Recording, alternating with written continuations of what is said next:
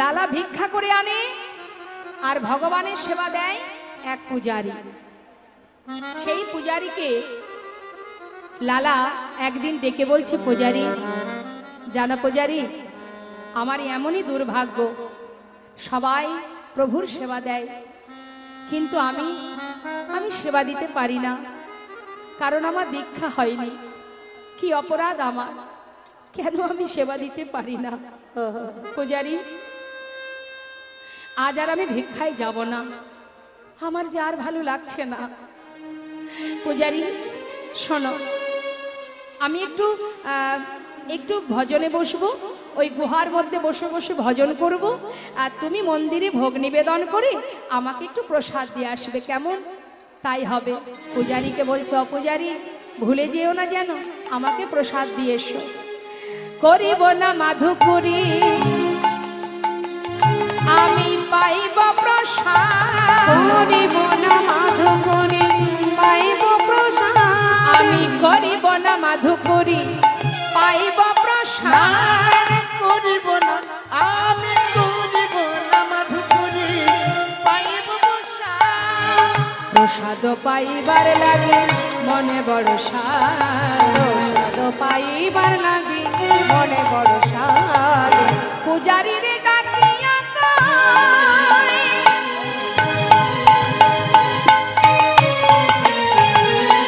ও পূজারী কিঞ্চিৎ প্রসাদ দিও মনে, ভজনে ভজনে বসল গিয়া গুহার ভিতরে, ভজনে বসল গিয়া গুহার ভিতরে। অপূজারী আজ আর ভিক্ষা করব না, তুমি মন্দিরে ভোগ নিবেদন করে আমাকে প্রসাদ দিয়ে আসবে, আমি একটু ভজনে বসবো। এই বলে পূজারীর কাছ থেকে বিদায় নিয়ে গুহার মধ্যে বসে লালা ভজন করতে আরম্ভ করলেন। আর স্থির করলেন মনে মনে, যত সময় তোমার দেখা না পাবো এই গুহা থেকে আর বাইরে বেরোবো না। ভগবানের কাছে তো তারই জোর খাটে, কার জোর খাটে? যে শুদ্ধ ভক্ত হয়, সেই একমাত্র জোর খাটাতে পারে বাবা। আর ভগবান এটাই বড় ভালোবাসে। কেউ যদি জোর করে, কেউ যদি তাকে শাসিয়ে মনের কথা তাকে জানায়, ভগবান বেশি খুশি হয়। আপনি সেবা দিচ্ছেন কিন্তু তার কাছে জোর খাটাতে পারছেন না, অভিমান করা, তার উপরে রাগ দেখানো, জোর খাটানো, এটা তো ভক্তের দ্বারাই সম্ভব হয়। হ্যাঁ, তার একটা প্রমাণ আপনাদের একটু বলি শুনুন। জোর খাটিয়েছিল একমাত্র ছোট্ট একটা ছেলে, যার নাম রঘুনন্দন। 12 বছর বয়স তার। বাবা ছিলেন একটু কবিরাজি করতেন বাবা, বৈদ্য ছিলেন, যার নিবাস শ্রীখণ্ডে, পূর্ব বর্ধমানে শ্রীখণ্ড নিবাসী মুকুন্দ দাস, যার পুত্র হলে এই রঘুনন্দন।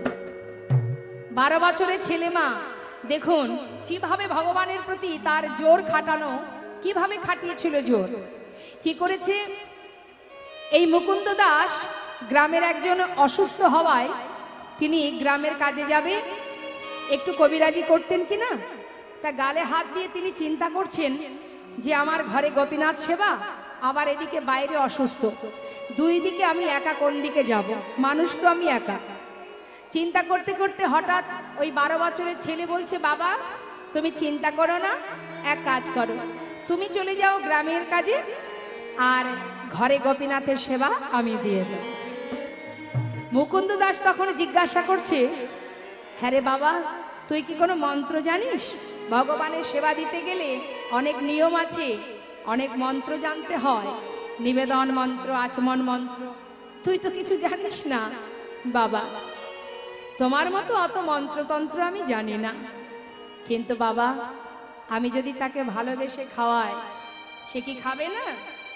মুকুন্দ দাস চিন্তা করলেন, সত্যি তো, বেদ বিধানের উপরে আছে ভক্তি, কেউ যদি ভক্তি ভরে সেবা দেয়, তার জন্যে নিয়ম বা কি কাজে লাগবে, মন্ত্রতন্ত্র বা কি কাজে লাগবে। ঠিকই বলেছিস বাবা।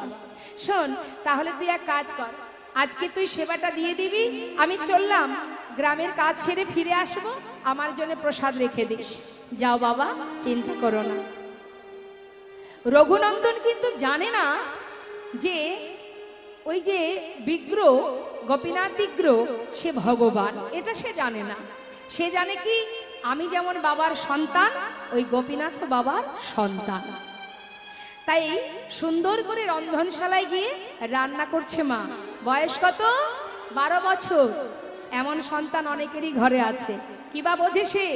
রান্নাঘরে গিয়ে দেখছে, তাই তো রান্না তো হয়নি, কি করে কি করবে সে? কোন রকমে নানাবিধ ব্যঞ্জন এক পাত্রে দিয়ে রান্না করেছে। চালে ডালে যা কিছু ছিল এক পাত্রে ঢেলে দিয়ে রান্না করেছে বাবা। কোন রকমে রান্না হয়েছে। এবার পাত্রে ঢেলে নিয়ে গুটি গুটি পায়ে সেই থালাটা হাতে নিয়ে মন্দিরে ঢুকেছে। মন্দিরে ঢুকে পাত্রটা রেখে এবার ডাকতে শুরু করেছে, গোপীনাথ, গোপীনাথ, ও গোপীনাথ, এমন করে দাঁড়িয়ে থেকো না গো, তাড়াতাড়ি এসো, এসে খেয়ে নাও। আজ বাবা ঘরে নেই, আমি রান্না করেছি তোমার জন্য। জানি না ভালো হয়েছে কিনা, যা হোক আজকে একটু কষ্ট করে খেয়ে নাও, কাল বাবা এসে ভালো করে রান্না করে খাও। কত সুন্দর সরলতা সুবুদ্ধি দিয়ে ভগবানকে ডাকছে। গোপীনাথ তো পাথরের মধ্যে শক্ত হয়ে বসে আছে, আর ডেকেই যাচ্ছে গোপীনাথকে, আসছে না। রঘুনন্দন বলছে, গোপীনাথ কি হলো? দিব্যি দাঁড়িয়ে আছো, ডাকছি শুনতে পাচ্ছ না? তাড়াতাড়ি এসো। কেন দাঁড়িয়ে আছো? বাবা ঘরে নেই তাই? আজ বাবা আসেনি তাই? শোনো গোপীনাথ, বাবাকে যে গ্রামের কাজে যেতেই হবে, আজ তো আমি এসেছি। এসো না গোপীনাথ, জীবনে কোনোদিন রান্না করিনি গো, আজই প্রথম করলাম তোমার জন্য, একটু কষ্ট করে খেয়ে নাও, কাল বাবা এসে ভালো করে খাওয়াবে তোমায়। ও গোপীনাথ, দাঁড়িয়ে থেকো না, তাড়াতাড়ি এসো। সে কিন্তু জানেই না যে এটা ভগবান। আহা, সে বারবার ডাকছে তবু আসছে না। আপনারাও তো সেবা দেন ভগবানকে, আসে ভগবান? কেন আসে না মা? আমরা ভালোবাসি চিত্রপট ভেবে, বিগ্রহ ভেবে, পাথরের বিগ্রহ ভেবে, তাই তিনি আসেন না। কিন্তু নিজের জন করে যদি ভালোবাসা যায়, নিশ্চয়ই সে আপনার ডাকে আপনার সামনে এসে দাঁড়াবে। তারই প্রমাণ, বাস্তব প্রমাণ, যেটা আপনারা শ্রীখণ্ডে যদি যান দর্শন করে আসবেন। তারপর কি হলো? বারবার ডাকা সত্ত্বেও আসছে না দেখে এবার রঘুনন্দন বলছে, গোপীনাথ আসবে না তুমি? কি ভেবেছো কি বাবা নেই বলে আসবে না? শোনো, আমি যখন না খাই আমার বাবা আমাকে লাঠি দিয়ে মেরে মেরে খাওয়ায়। তুমি যদি না আসো, দাঁড়াও, ঘর থেকে বাইরে বেরিয়ে খুঁজে খুঁজে একটা লাঠি জোগাড় করেছে, করে মন্দিরে ঢুকে বলছে, গোপীনাথ ভালো চাও চলে এসো, না হলে দেখতে পাচ্ছ কি আছে? দেখতে পাচ্ছ এই লাঠি দিয়ে না আমি মেরে মেরে তোমায় নিয়ে আসবো। এই যে শাসন, ভগবান তো এটাই বেশি ভালোবাসে। ভক্ত আমাকে কতক্ষণে বকবে, কতক্ষণে শাসন করবে, কতক্ষণে ভালোবাসবে। লাঠিটা হাতে তুলে যখন ভগবানের মুখের কাছে ধরেছে, ভক্তের এই মধুর শুদ্ধ প্রেম দেখে ভগবান আর থাকতে পারছে না। কতক্ষণে পাথর থেকে বাইরে বেরোবে। চলে এসো গোপীনাথ, ভালো চাও চলে এসো, না হলে লাঠি দিয়ে আজ আমি তোমায় মেরে মেরে খাওয়াবো। পাথর থেকে সচল মূর্তি ধারণ করে পাতাসনে এসে বসেছে। রঘুনন্দন মনে মনে ভাবছে, দেখেছো তো, লাঠির ভয় না দেখালে আজ আসতো না। খেয়ে নাও, তাড়াতাড়ি খেয়ে নাও। জানো, জানি না কেমন হয়েছে, কষ্ট করে খেয়ে নাও, কাল তুমি ভালো কিছু পাবে, কারণ বাবা তোমাকে কাল খাওয়াবে। এবার যেই না এক মুষ্টি পারস বদনে দিয়েছে বাবা, ভক্তির হাতে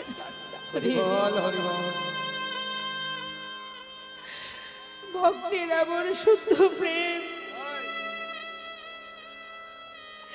ভগবান বদনে দিয়ে মনে মনে বলছে, ভক্ত তুমি জানো না আজ কত সুন্দর রন্ধন হয়েছে, এই যে মধুর অমৃত যা আমি কোনোদিন পাইনি, সেবা করছি। বহুদিন পর এত সুস্বাদু এত সুন্দর রান্না পেয়ে আজ আর গোবিন্দের কারোর কথা মনে নেই, আপন মনে সেবা করেই যাচ্ছে। সেবা করতে করতে প্রায় শেষের পর্যায়ে এমন সময় রঘুনন্দন মাথায় হাত দিয়ে ভাবছে, সর্বনাশ, গোপীনাথ যে সব খেয়ে নিল, আমরা কেউ এখনো খাইনি, আমাদের জন্য একটুও রাখলো না। ছুটে গিয়ে হাতটা চেপে ধরেছে, গোপীনাথ আর খেও না, আর খেও না। তুমি কি বলো তো, আগে তো আসছিলে না, এসেছো খাচ্ছ, খাও, সব খাবে।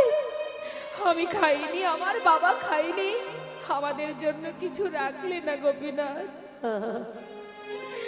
ভগবান বলছে, জানো ভক্ত,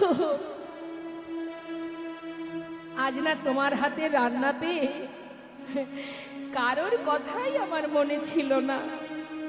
ঠিক আছে, বেশি তো নেই, এই যেটুকু আছে এটুকু আমি তোমার জন্য রেখে গেলাম, তুমি খেও। বেশ। ভগবান আচমন করে বিগ্রে মিলিত হলে। বেশি তো ছিল না বাবা, সেটুকু নিজে সেবা করে পাত্র ধুয়ে রেখেছে। ঠিক সময় মতো মুকুন্দ দাস ফিরেছে, ফিরে ডাকছে, রঘুনন্দন। বাবা, কিরে সেবা দিয়েছিস তো? হ্যাঁ। ঠিকঠাক সেবা দিয়েছিস তো? হ্যাঁ বাবা, চিন্তা করো না, যাক আমার বড় কাজটা তুই করে দিয়েছিস রে। শোন বাবা, এক কাজ কর, আমাকে একটু প্রসাদ দে, আমার প্রচন্ড খিদে পেয়েছে, সারাদিন কিচ্ছু খাইনি। ঠিক আছে, জানো বাবা, আজ না প্রসাদ নেই। প্রসাদ নেই কেন রে? বাড়িতে কোনো বৈষ্ণব এসেছিল? না না, কেউই আসেনি। ওই গোপীনাথ সব খেয়ে নিয়েছে। অবশেষে আমি হাতটা ধরেছিলাম বলে যেটুকু শেষে ছিল আমার জন্য রেখে গিয়েছে, আমি সেটুকু খেয়েছি বাবা। মুকুন্দ দাস মনে মনে ভাবছে, এ কি বলছে রঘুনন্দন, কি করে সম্ভব? সে তো পাথরের বিগ্রহ, সে কি করে আসবে, কি করে খাবে? সে তো চলে না, কথা বলে না, সে তো পাথর। যার যেমন ভাব তার তো তেমনই লাভ বাবা। সে জানে ওটা পাথরের বিগ্রহ, আর ছেলে জানে আমি যেমন বাবার পুত্র, সেও আমার বাবার পুত্র, তাই তার দেখা পেল, কিন্তু মুকুন্দ দাস পেল না। মুকুন্দ দাস মনে মনে চিন্তা করলেন, আমার পুত্র নিজে খেয়ে ওই বিগ্রহের নামে দোষ দিচ্ছে। সে তো বলবে না, মুকুন্দ আমি কিন্তু খাইনি, তোমার ছেলে খেয়েছে, বলবে কি করে? সে তো কথাই বলতে পারে না। দিন চলে গেল, রাত পার হলো, সকাল হতে না হতেই মুকুন্দ দাস চিন্তা করলেন, ছেলের এই অন্যায় মেনে নেওয়া যাবে না।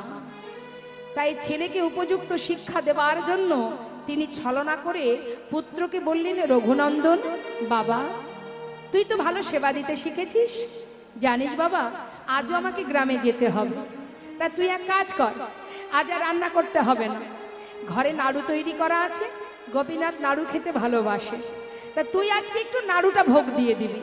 আচ্ছা আচ্ছা বাবা, তুমি চিন্তা করো না, তাই হবে। মুকুন্দ দাস গ্রামের কাজে যাবার নাম করে সে কিন্তু যায়নি বাবা, মন্দিরের পিছনে গিয়ে দেয়ালে কান পেতে আছে। কেন? আজ সে শুনবে আমার ছেলে যখন ভোগ নিবেদন করতে যাবে, আমার পুত্র ছাড়া আর কেউ মন্দিরে আসে কিনা। কান পেতে আছে, আর এদিকে ছোট্ট ছেলে 12 বছরের শিশু পাত্রে নাড়ু সাজিয়ে মন্দিরে ঢুকেছে। মন্দিরে ঢুকে ডাকছে, গোপীনাথ, ও গোপীনাথ, শোনো, আজ আর কিন্তু ডাকতে পারবো না।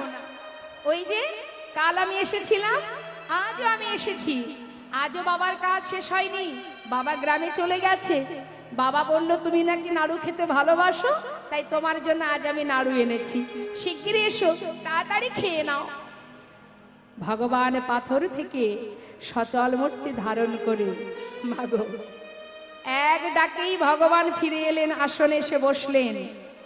আসনে বসে মনে মনে বলছে, ভক্ত কেউ যদি ডাকার মতো আমাকে ডাকতে পারে, তার এক ডাক যদি আমার কর্ণে পৌঁছায়, সে যদিও আমায় ভুলে যায়, আমি সেই ভক্তকে কখনো ভুলি না। হরি বল, হরি বল। আর ডাকতে হবে না, এই দেখো আমি এসে গেছি। বাবা এসো এসো বসো। তুমি নাকি নাড়ু খেতে ভালোবাসো, না খেয়ে নাও, আজ আমার বাবা পাঠিয়েছে নাড়ু তোমার জন্য। মনে মনে ভগবান বলছে, ভক্ত তোমার বাবাই পাঠাক আর যেই পাঠাক, তোমার মতো ভক্তের হাতের পরশ তো লেগে আছে, আমি তো এতেই খুশি, আমার ভক্তের হাতের ছোঁয়া লেগে আছে।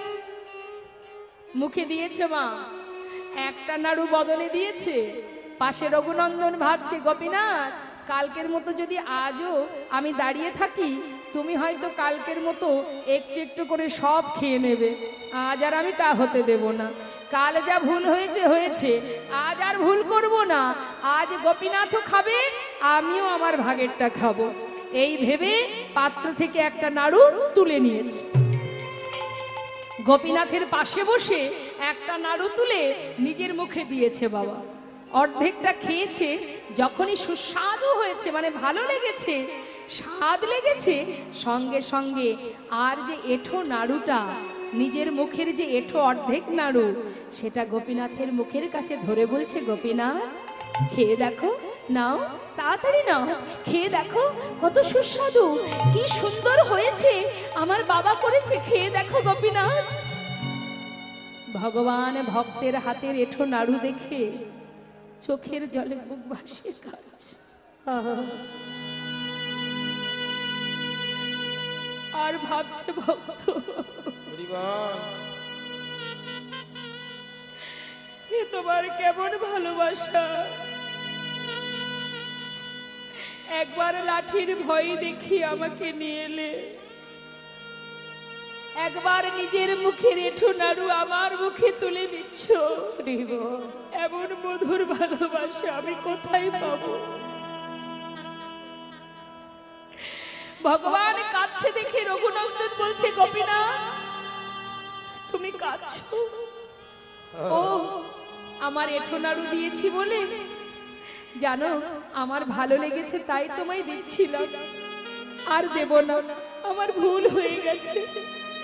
ভগবান বলছে, না না আমি সেজন্য কাঁদছি না ভক্ত, তোমার ওই নাড়ু যদি আমাকে খাওয়াতে পারো, আমি মনে মনে ভাবছি আমার হাতের এই প্রসাদী নাড়ুটা আমি কি তোমাকে খাওয়াতে পারি?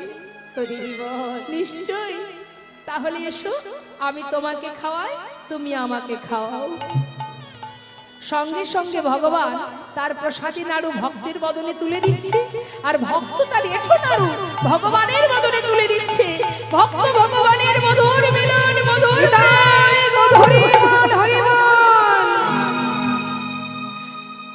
মুকুন্দ দাস মন্দিরের পিছনে দাঁড়িয়ে মনে মনে চিন্তা করছে, না না কে কার কণ্ঠ শোনা যায়, মন্দিরে আরো একজনের কণ্ঠ শোনা যায়, কে সে?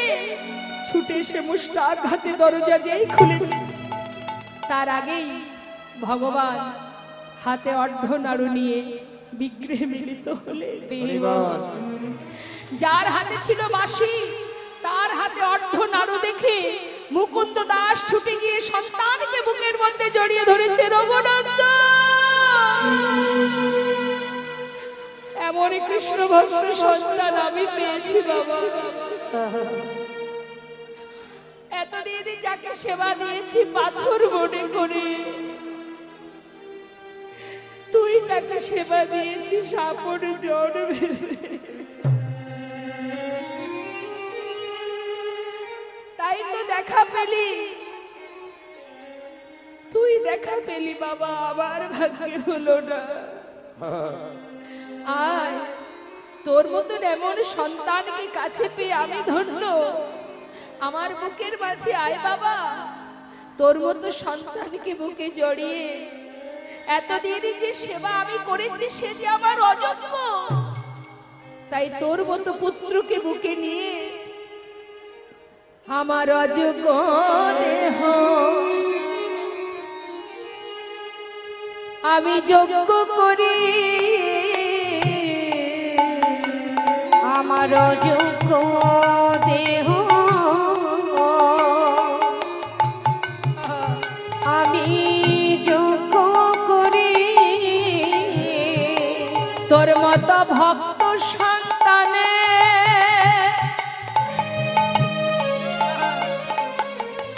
আমি হৃদয়ে ধরে আমার অযোগ্য দেহ যোগ্য করি, তোর মত ভক্ত সন্তানে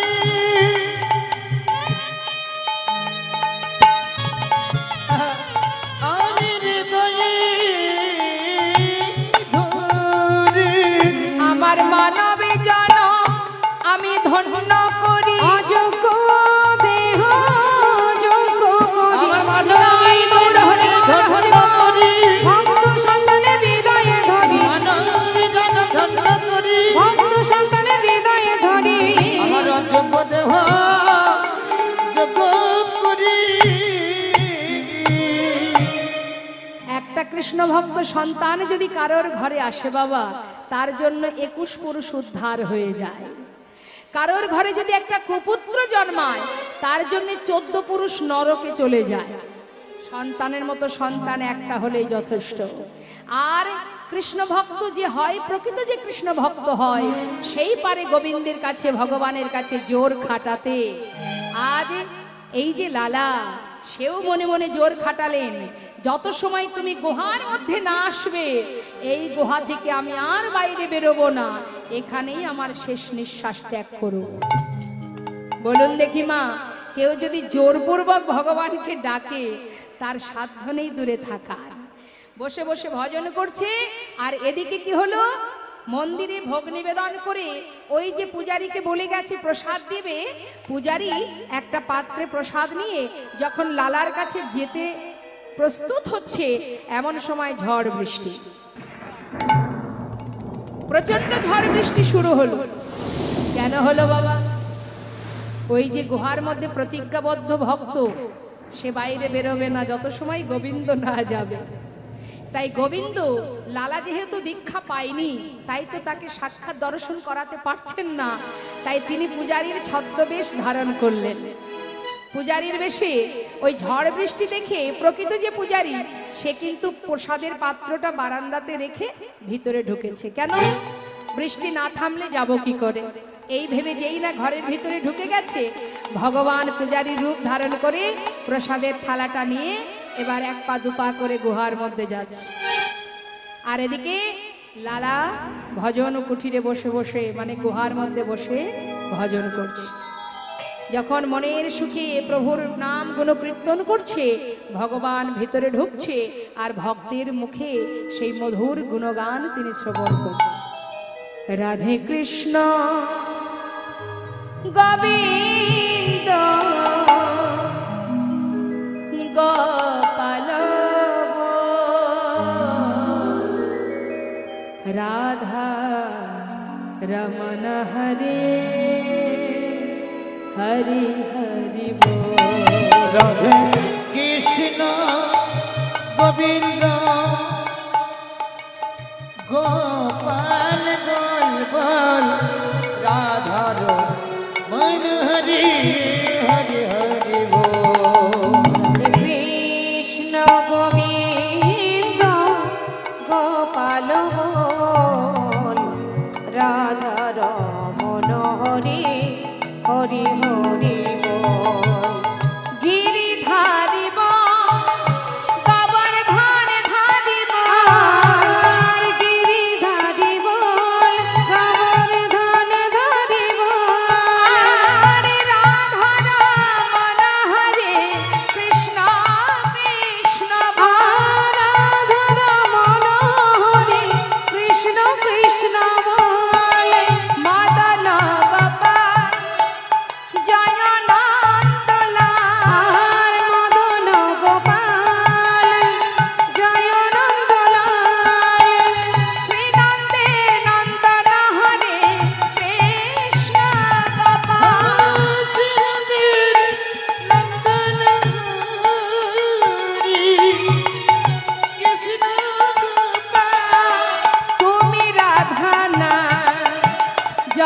জগতের না তুমি রাধা নাথ এই জগতের নাথ গোপী জন বল্লভ প্রভু গোপীনাথ রাধে কৃষ্ণ গোবিন্দ গোপাল বল রাধা রমন হরি হরি হরি বল বলো রাধার মন হরি হরি হরি বল। লালা লালা কে আমি গো আমি তুমি প্রসাদ খাবে না এই দেখো আমি এসেছি নাও নাও প্রসাদ নিয়ে নাও সঙ্গে সঙ্গে লালা প্রসাদ পেল প্রসাদ পাওয়ার পরে ভগবান আবার চলে গেলেন লালা কিন্তু চিনতে পারলেন না মা হরি বল এবার ভগবানের কি লীলা দেখুন ভগবান চলে যাওয়ার পর ঝড় বৃষ্টি বন্ধ হলো ঠিক সেই সময় মন্দিরের যে পূজারী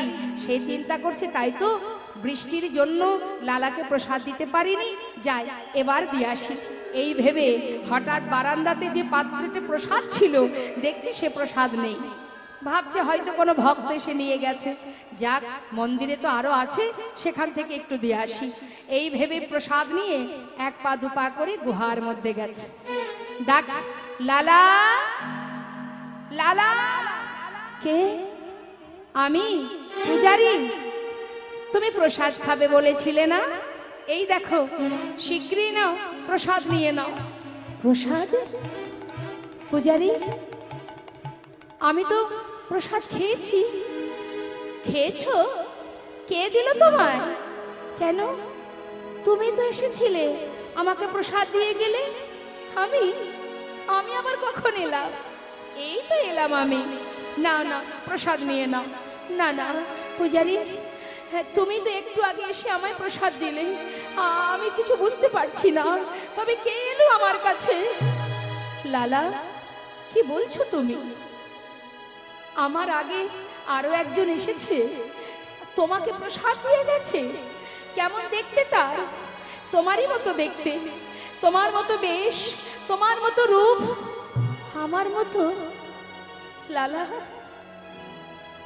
আমার মতো দেখতে সে এসেছিল তোমার কাছে জানো লালা আমি কিন্তু আসিনি এই প্রথম এলাম তবে আমার মতো রূপ কে ধারণ করলো কে এলো তোমার কাছে তুমি চিনতে পারোনি লালা লালা বলছে পূজারি তুমি কার কথা বলছো কে এসেছিল আমার কাছে আমাকে বুঝিয়ে বলো আমি কিছু বুঝতে পারছি না পূজারি কে এসেছিল লালা ও লালা এর পরেও বুঝতে পারছো না এখনো আমাকে তুমি প্রশ্ন করছো জিজ্ঞাসা করছো লালা মিছে কেন পুছো রে আমার বলা কিছুই না মিছে কেন বুঝো মোরে আমার বলার কিছুই নাই মিছে কেন পুছো রে আমার বলা কিছুই না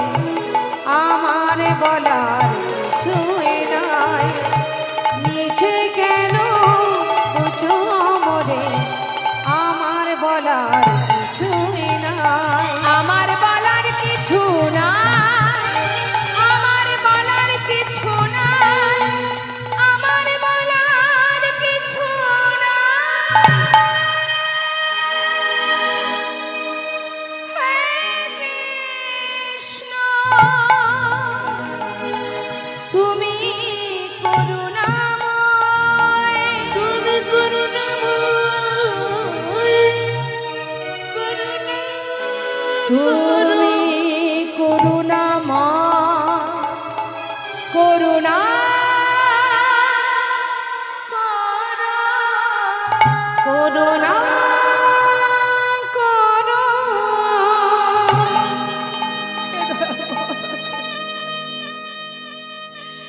তুমি কি করলে প্রভু? সেই তো এলে, তবে কেন এমন ভাবে এলে? কেন তোমার দেখা পেলাম না? বলো প্রভু বলো, এইভাবে তুমি কেন কাঁদাচ্ছ আমায়?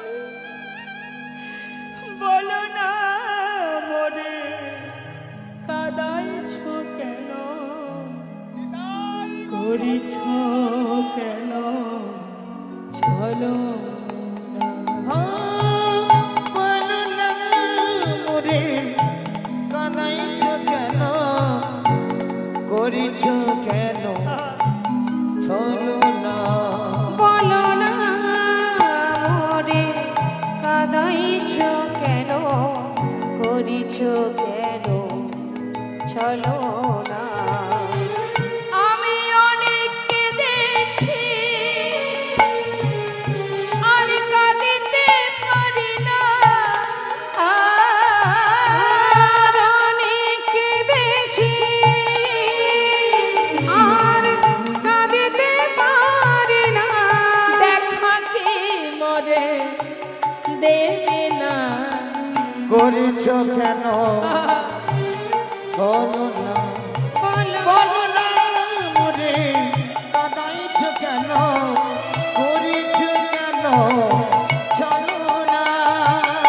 বলো না মোরে কাঁদাইছ কেন, করিছ কেন চলো না?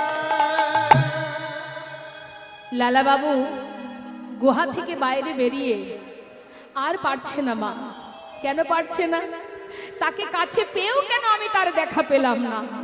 অপরাধ আমার, কেন দীক্ষা হলো না? কি অপরাধ আমার? ছুটতে ছুটতে বাবাজির কাছে গিয়ে চরণটা জড়িয়ে ধরলেন। বাবাজি, বাবাজি, এই চরণ থেকে আমি আর কোথাও যাব না। জানো বাবাজি, আমি তাকে কাছে পেয়েও তার দেখা পাইনি। বলো বাবাজি, কি অপরাধ আমার? কেন তুমি আমায় দীক্ষা দিচ্ছ না? যত সময় না বলবে আমি তোমার চরণ ছেড়ে কোথাও যাব না। বাবাজি বলি, লালা, তোমার দীক্ষা দেওয়ার সময় এখনো হয়নি। অপরাধ, তোমাকে বলেছিলাম তুমি সবার দ্বারে ভিক্ষা করবে। শোনো লালা, প্রত্যেকের বাড়ি বাড়ি ভিক্ষা করেছো, জগৎ শেঠের দ্বারে তুমি ভিক্ষায় যাওনি কেন লালা? বাবাজি, ওদের সঙ্গে আমাদের একটু দ্বন্দ্ব আছে। কি জন্য? জমিদারির কারণে। আচ্ছা লালা, এখন কি আর সেই জমিদারি আছে তোমার? না। তুমি জমিদার আছো? না।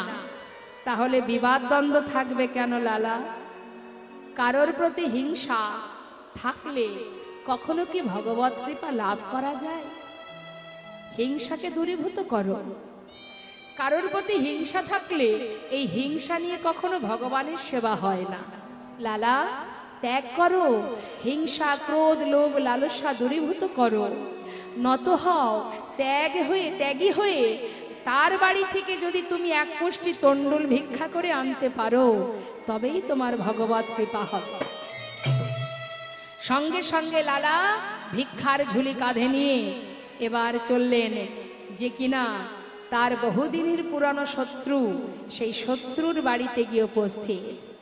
দ্বারে এসে দাঁড়ালেন লালা, মস্ত বড় জমিদার লালা, ভিক্ষার ঝুলি কাঁধে দ্বারে দাঁড়িয়ে চিৎকার করে বললেন, ভিক্ষাং দেহি। জগৎ শেঠ তার দ্বারে যে দাঁড়িয়ে আছে দাঁড়ি, সে কিন্তু তাকে দেখেই চিনতে পারলেন, কি যিনি এত বড় জমিদার লালা, আজ সে ভিক্ষার ঝুলি কাঁধে নিয়ে আমাদের দ্বারে দাঁড়িয়ে আছে। এ কি? কোনো কথা না বলে ভিক্ষা দেবার জন্য অনেক দামি দামি রত্ন একটা পাত্রে নিয়ে লালার কাছে এসে যখন দিতে যাবে, লালা বলে উঠলেন, দাঁড়ি, আমি তো তোমার কাছ থেকে ভিক্ষা নিতে পারবো না। তুমি চলে যাও, তোমাদের যে জমিদার আছে তাকে একবার নিয়ে এসো, আমি তার হাত থেকে ভিক্ষা নেব। তবে যে ভিক্ষা তুমি এনেছো এ তো আমার দরকার নেই। আমি এর জন্য আসিনি। ও দারি, আমি ধনের ভিখারি নয় গো, ধনের ভিখারি নয়। ধনের ভিখারি নই গো আমি, ধনের ভিখারি নয়।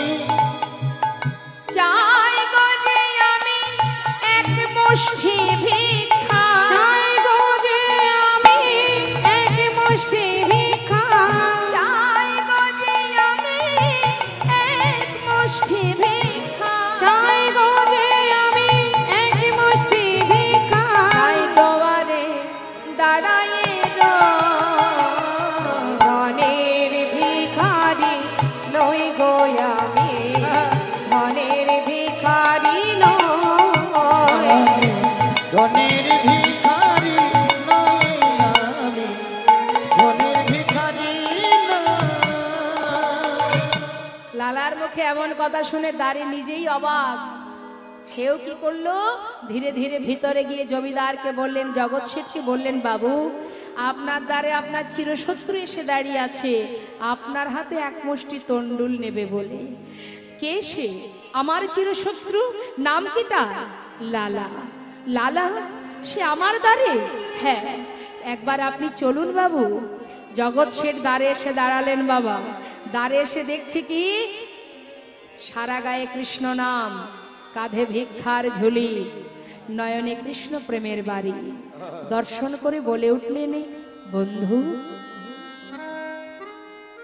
যে রূপ যে বেশ নিয়ে আমার দ্বারে দাঁড়িয়ে আছো, এটা কোনো ছলনা নয় তো?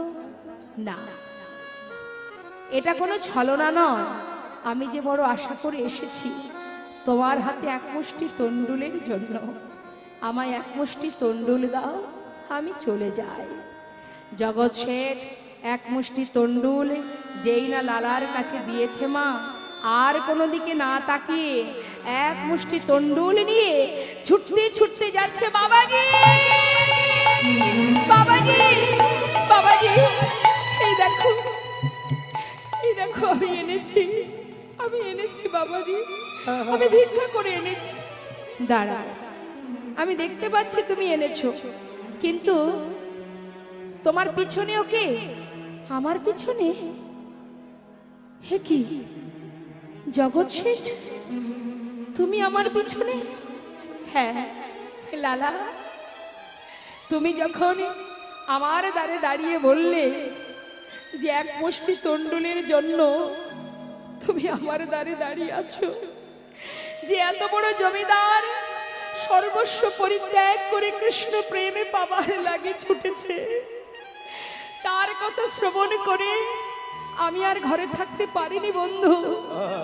আমি তোমাকে এক মুষ্টি তন্ডুল দিয়ে আমি আর ঘরে যেতে পারিনি। আমি সর্বস্ব ত্যাগ করে তোমার পাছু পাছু ছুটে এসেছি। বন্ধু, আমাকে তুমি গ্রহণ করো।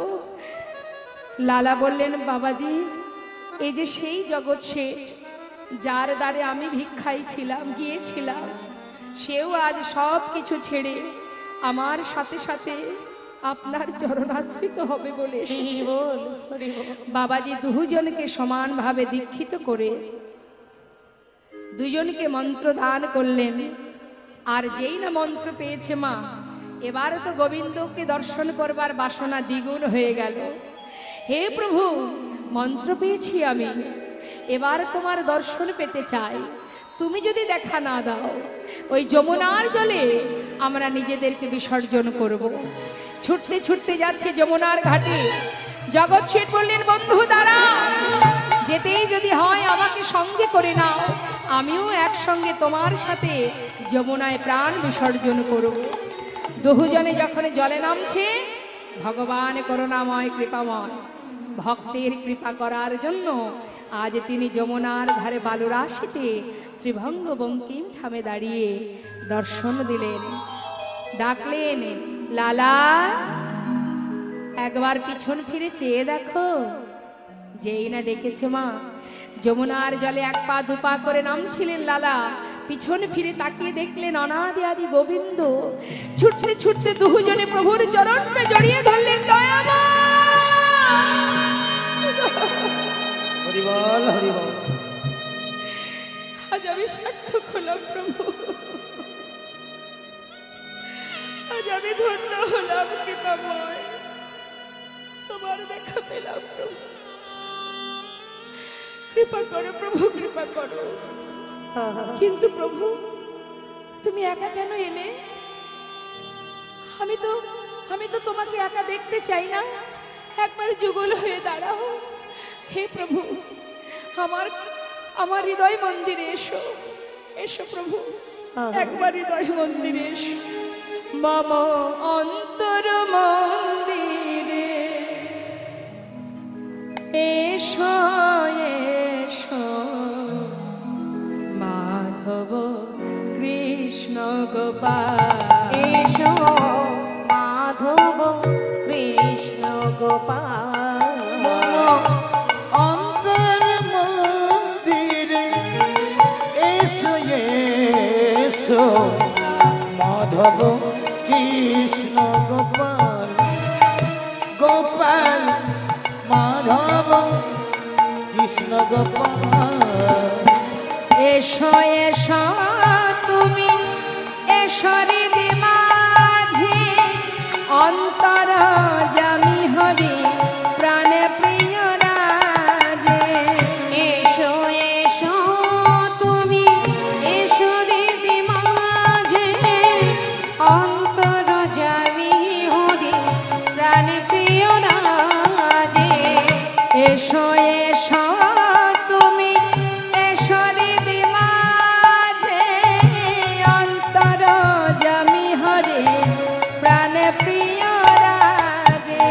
এসো এসো তুমি এসরে মাঝে, অন্তর জানি হরি প্রাণ প্রিয় রাজে। অধরে বাসিয়া মধুর হাসিয়া, ধরে বাসিয়া মধুর হাসিয়া। এসো এসো কৃষ্ণ গোপাল, এসো মাধব হৃদয় গৌর হরি বল। অন্তর মন্দিরে এসো এসো, মাধব কৃষ্ণ গোপাল গোপাল, মাধব কৃষ্ণ গোপাল এসো হে রাধা মাধব, এসো এসো এসো এসো মাধব এসো হৃদয় মাঝে, একবার হৃদয় মাঝে। মাধব কৃষ্ণ গোপাল এসো, মাধব কৃষ্ণ গোপাল। ভক্ত আর ভগবানের লীলাকে এবার আমাদের বিশ্রামের দিকে সবাই মিলে আমরা দর্শন করলাম। লালাবাবু জগৎ সেটির সাথে আমার গোবিন্দের মধুর মধুর মিলন। সবাই আমরা গাইও, ভক্ত আর ভগবানের মিলন হইল, ভগবানের মিলন হইল। প্রেমানন্দে বদন ভরে হরি হরি বল। প্রেমানন্দে বদন ভরে হরি হরি বলো। জয় সচিনন্দন জয় গৌর হরি, জয় সচিনন্দন জয় গৌর হরি। বিষ্ণুপ্রিয়ার প্রাণ বধুয়া নদিয়া বিহারী, বিষ্ণু প্রিয়া প্রাণ গোরা নদিয়া বিহারী। জয় নিতাই জয় গৌর।